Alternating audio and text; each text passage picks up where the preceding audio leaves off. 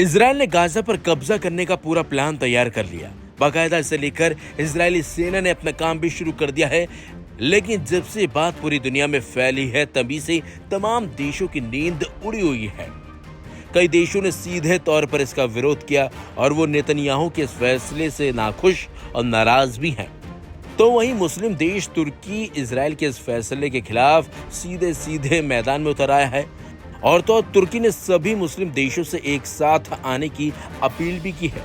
विदेश मंत्री हकान फिदान ने मिस्र में हुई बातचीत के दौरान इस बात का इजहार किया।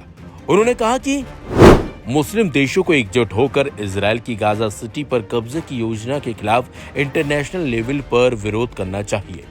मिस्र और तुर्की दोनों ने इजराइल के इस कदम की निंदा की है। तुर्की ने इसे इजराइल की नरसंहार और विस्तारवादी नीतियों का नया फेज करार दिया और इस प्लान को फेल करने के लिए ग्लोबल स्टेप्स लेने की मांग की है। फिदान ने आगे कहा कि इस मुद्दे पर इस्लामिक सहयोग संगठन यानी कि OIC की आपात बैठक बुलाई गई है। इजराइल की नीति का मकसद फिलिस्तीनियों को भूख के जरिए उनकी जमीन से बेदखल करना और गाजा पर परमानेंट कब्जा करना है। अब सवाल उठता है कि आखिरकार तुर्की क्यों मुस्लिम देशों को इकट्ठा करना चाहता है। दरअसल मुस्लिम देश तुर्की चाहता है कि सभी मुस्लिम देश एक साथ आए। विदेश मंत्री हकान फिदान ने शनिवार को मिस्र में हुई बातचीत के दौरान इस बात का इजहार भी कर दिया है। उन्होंने कहा कि मुस्लिम देशों को एकजुट होकर इजराइल की गाजा सिटी पर कब्जे की योजना के खिलाफ इंटरनेशनल लेवल पर विरोध करना चाहिए। Aim right, achieve big. At KR Mangalam University, we provide you the platform to turn your dreams into reality. At KR Mangalam University. Fidan का कहना है कि किसी भी देश के पास इजराइल का समर्थन जारी रखने का कोई जायज बहाना नहीं है। और इस मामले को लेकर इजराइल ने कहा कि उन्होंने भुखमरी की कोई भी नीति का इस्तेमाल नहीं किया। इसके साथ ही इजराइल ने कहा कि इस जंग को खत्म करने का तरीका हमास का आत्मसमर्पण करना है। वहीं मिस्र के विदेश मंत्री अब्देलाती ने कहा कि आज जो हो रहा है वो बहुत खतरनाक है, न केवल फिलिस्तीनी जनता या पड़ोसी देशों के लिए। उन्होंने इजराइल की योजनाओं को कबूल न करने वाला बताया। उन्होंने OIC मंत्री स्तरीय समिति के जरिए शनिवार को जारी बयान का जिक्र किया, जिसमें इजराइल की योजना की निंदा की है।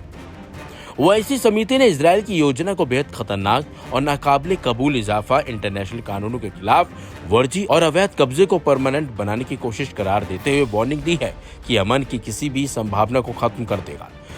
मिस्र, कतर और अमेरिका के मध्यस्थ दल कई महीनों से इजराइल और हमास के बीच युद्ध कराने की कोशिश कर रहे हैं। लेकिन अब जिस तरीके से तुर्की ने मुस्लिम देशों को एकजुट होने को कहा है, उससे कहीं ना कहीं इजराइल की परेशानी और वो प्लानिंग भी फेल होने के आसार बढ़ सकते हैं। 12 दिनों तक ईरान और इजराइल के बीच हुए भीषण युद्ध को रुके हुए 2 महीने का वक्त होने जा रहा है, लेकिन तनाव अभी भी बरकरार है। हमले तो रुक गए, लेकिन इन हमलों का खौफ अब तक बना हुआ है। इजराइल लगातार अपनी खुफिया एजेंसी मोसाद की मदद से ईरान में अपनी कार्रवाई जारी रखे हुए है। वहीं ईरान भी मोसाद के एजेंटों को पकड़ने के लिए पूरा जोर लगाए हुए है। ईरान की सुरक्षा एजेंसियां इजराइल के हमले के बाद से ही मोसाद के एजेंटों को पकड़ने के लिए अभियान चलाए हुए है। ईरानी एजेंसियों ने जून के बाद से ही दर्जनों एजेंटों को पकड़ा है, साथ ही कुछ को मौत की सजा भी दे दी गई है। ईरान की न्यायपालिका की ओर से सामने आई खबर के मुताबिक हाल के महीनों में मोसाद जासूसी एजेंसी के 20 संदिग्धों को गिरफ्तार किया गया है। साथ ही चेतावनी दी गई है कि उनके साथ कोई नरमी नहीं बरती जाएगी और उन्हें एक उदाहरण बनाया जाएगा।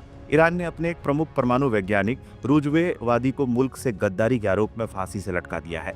ईरान की सर्वोच्च न्यायपालिका के आदेश पर बुधवार 6 अगस्त को उसे फांसी पर लटका दिया गया। रुजवेवादी पर आरोप था कि उन्होंने इजराइल की खुफिया एजेंसी मोसाद को गोपनीय और सेंसिटिव जानकारी लीक की। नतीजतन जून 2025 को इजराइल के साथ हुए युद्ध के दौरान एक अन्य ईरानी परमाणु वैज्ञानिक की हत्या हो गई। यह घटना ईरान और इजराइल के बीच बढ़ते तनाव और ईरान की कथित जासूसी विरोधी कार्रवाइयों का हिस्सा है। ऐसा नहीं है कि सभी संदिग्धों को सजा दी जा रही है। आरोप गलत साबित होने पर ईरानी अदालत उन्हें रिहा भी कर रही है। Aim right, achieve big. At KR Mangalam University, we provide you the platform to turn your dreams into reality. At KR Mangalam University. न्यायपालिका के प्रवक्ता असगर जहांगीरी ने तेहरान में मीडिया को बताया कि गिरफ्तार किए गए 20 संदिग्धों में से कुछ के खिलाफ आरोप हटा दिए गए हैं और उन्हें रिहा कर दिया गया है। जहांगीर के मुताबिक जांच पूरी होने के बाद पूरी जानकारी सार्वजनिक की जाएगी। इस साल इसराइल के लिए जासूसी करने के दोषी ईरानियों के मृत्युदंड दिए जाने की संख्या में जबरदस्त वृद्धि हुई है और हाल के महीनों में कम से कम 8 लोगों को मौत की सजा दी गई है। बता दें, हाल के दिनों में इसराइल ने ईरान के करीब 30 वैज्ञानिकों की हत्या कर दी थी। ये हमले इसराइल के एजेंटों की ओर से दी गई खुफिया जानकारी के आधार पर हुए थे। साथ ही कई हमले ईरान के अंदर इन्हीं एजेंटों ने किए थे। बताते चलें, 13 जून को इसराइल ने ऑपरेशन राइजिंग लाइन के तहत ईरान के परमाणु और सैन्य ठिकानों पर हमले शुरू किए थे। इन हमलों में ईरान के कई शीर्ष कमांडरों और कम से कम 1 दर्जन परमाणु वैज्ञानिक मारे गए। ईरान ने जवाबी कार्रवाई में इसराइल पर सैकड़ों बैलिस्टिक मिसाइलों और ड्रोन हमले किए, जिससे दोनों देशों को भारी नुकसान हुआ। युद्ध का अंत 24 जून 2025 को अमेरिकी राष्ट्रपति डोनाल्ड ट्रंप की मध्यस्थता के बाद हुआ। युद्ध के बाद ईरान ने इसराइल के लिए जासूसी करने के संदेह में कई लोगों को गिरफ्तार किया और त्वरित सुनवाई की प्रक्रिया शुरू की। रुजवेवादी की फांसी इसी अभियान का हिस्सा है। ईरान ने दावा किया है कि इसराइल की मोसाद एजेंसी ने देश के भीतर एक व्यापक जासूसी नेटवर्क बना लिया है, जिसके कारण युद्ध के दौरान सटीक हमले संभव हो सके। मानवाधिकार संगठन के अनुसार युद्ध के बाद ईरान ने कम से कम 823 लोगों को राजनीतिक या सुरक्षा संबंधी आरोपों में हिरासत में लिया था, जिनमें से कई पर मोसाद के लिए काम करने का आरोप है। युद्ध के दौरान और उसके बाद 700 से अधिक लोगों को गिरफ्तार किया गया, जिन पर मोसाद के साथ संबंध होने का संदेह है। ईरान का कहना है कि गिरफ्तारियां देश की सुरक्षा को सुनिश्चित करने के लिए जरूरी थी, क्योंकि इसराइल ने उसके परमाणु कार्यक्रम को नष्ट करने के लिए कई बार हमले किए हैं।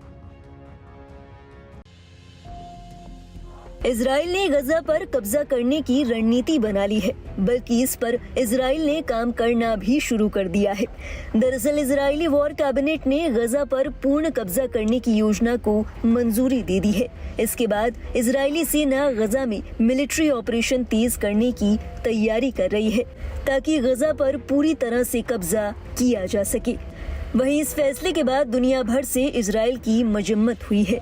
कई विदेशी मंत्रियों ने इजराइल की सुरक्षा कैबिनेट की गजा में बड़े पैमाने पर नए मिलिट्री ऑपरेशन शुरू करने के फैसले की कड़ी निंदा की है। इन मंत्रियों ने एक साझा बयान में कहा कि इजराइल की सरकार की ऐलान की गई योजनाएं अंतर्राष्ट्रीय मानवाधिकार कानून का उल्लंघन कर सकती हैं। इसके साथ ही अब अरब देश जो अपने आप हर बार किनारा कर लेते हैं, इस बार खुलकर सामने आए हैं। रूसी राष्ट्रपति व्लादिमीर पुतिन के अमीरात के राष्ट्रपति शेख मोहम्मद बिन जयाद के साथ बैठक के बाद अरब देशों ने इजराइल के गजा प्लान को लेकर कड़ी आपत्ति जताई।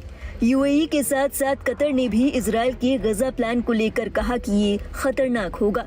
इससे पहले तुर्की ने भी इंटरनेशनल कम्युनिटी और यूनाइटेड नेशन सिक्योरिटी काउंसिल से नेतन्याहू के इस प्लान पर रोक लगाने की अपील की थी।